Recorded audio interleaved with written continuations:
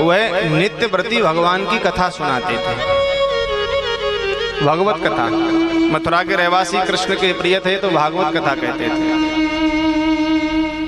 नित्य का उनका नियम था कि 1-1.5 घंटे उनकी कथा चलती थी, रोज उनकी कथा होती थी महाराज, नित्य उनकी कथा का। सब पान करते वहां बैठ करके, विराजमान होकर के।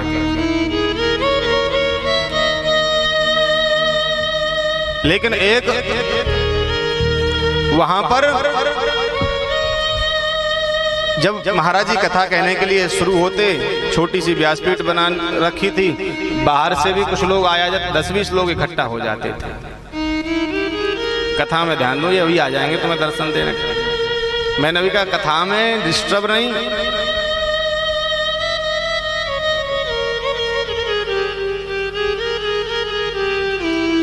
रोज कथा सुनाते तो उस कथा में एक वो आश्रम में एक संत रहता था जिसका नाम था रामदास।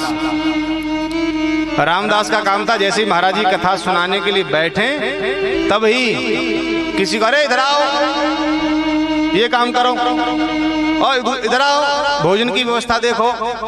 रामदास आश्रम का व्यवस्थापक था, तो सबको कथा के समय इधर आओ, ये करो। और कोई आश्रम का रसोई या भोजन बनाने वाला, कोई झाड़ू लगाने वाला अगर कथा में बैठ जाए कथा सुनने, तो आए, यहाँ को बैठे हो हैं? बोले थोड़ी देर कथा, क्या तुम्हारा बाप काम करेगा कि तुम्हारी मैया आएगी काम करने? चलो खड़े हो यहाँ से। तो गुरुदेव उसे कहते, अरे रामदास भैया, 1-2 घंटे यहाँ कथा होती है, 1-2 घंटे कथा का आनंद ले लिया कर भैया, कथा में प्रीति किया कर। तू ये कथा में ये बार बार ऐसी क्यों करता रहता है, हैं? कथा में भैया प्रेम किया कर, तू हमें डिस्टर्ब करता है। बोले अरे तुम्हें क्या पता है, तुम तो लेकर के पोथी अपनी बैठ जाते हो सुनाने के लिए, हैं? ये पूरे आश्रम का कार्यभार मुझे ही देखना है, ये सारी व्यवस्थाएं मैं ही देखता हूँ। तो गुरुजी बोले जैसी तुम्हारी इच्छा। रामदास कथा कहने लग जाते। रामदास का रोज का काम, जब ही कथा हो तभी महाराज कभी बर्तनों को इधर से उधर फैलाने लग जाए, आवाज होए। गुरुजी बोले अरे रामदास ये बर्तन, अरे गुरुजी बर्तन धुले हुए बर्तन है, कोई अशुद्ध कर देगा इसलिए मैं इनको लगा रहा हूं। रामदास से बड़े दुखी हो गए गुरुजी। एक दिन गुरुजी कथा सुनाने के लिए बैठे, रामदास का वही रोज का काम, अरे इधर आओ, इधर ये करो, इधर ये करो। तो गुरुजी का मन खिन्न हो गया बहुत महाराज, इतना खिन्न हो गया। बोले रामदास तुम कथा में बड़ी बाधा करते हो रामदास हमारी। तो गुरुजी इतने खिन्न हो गए कि मन इतना दुखी हो गया कि गुरुजी ने उस दिन पोथी बंद कर दी कि आज कथा ही नहीं कह रहे। और गुरुजी मंच से उतरते हुए बोले रामदास तुम्हें बेटा बंदर बनना पड़ेगा। ऐसा कहकर के गुरुजी चले गए। धीरे धीरे समय गुजरा, रामदास बीमार हुआ, इतना बुखार उसे चढ़ा। पुराना समय था, इतना अच्छा इलाज नहीं मिला, तो रामदास की मृत्यु हो गई। सबने गुरुजी को बताया, गुरुजी रामदास का शरीर पूरा हुआ। तो गुरुजी ने कहा ये तो समय की गति है। उसको जला करके यमुना नदी में प्रवाहित किया गया, समाधि दी गई। कुछ भोजन प्रसादी विप्र ब्राह्मणों को, साधु संतों को उसकी आत्म शांति के लिए करा दी गई। उसकी मृत्यु के बाद 1-2 महीना जब गुजर गया तो गुरुजी बोले अब जो कथा में बाधा बनता था वो नहीं रहा, तो अब ऐसा है कथा प्रारंभ कर लें, कथा कहना शुरू करें। गुरुजी ने कथा कहना शुरू किया महाराज। पहले ही दिन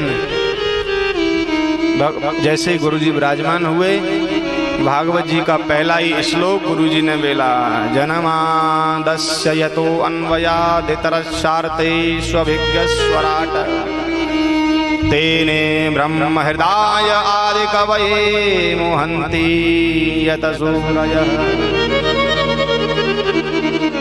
जैसे ही प्रथम श्लोक भागवत जी का बोला, पेड़ की डालियों से चलता हुआ नीचे उतरता हुआ धीरे धीरे एक छोटा सा बंदर का बच्चा पेड़ की डालियों से नीचे उतरता हुआ आया और आकर के व्यासपीठ पर जो पोथी विराजमान थी उनको जैसे मनुष्यों की भांति दोनों हाथ रख के पोथी को प्रणाम किया। बंदर ने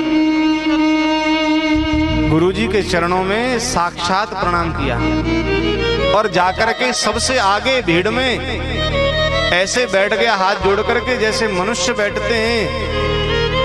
गुरुजी ने कहा रामदास बन गए बेटा बंदर।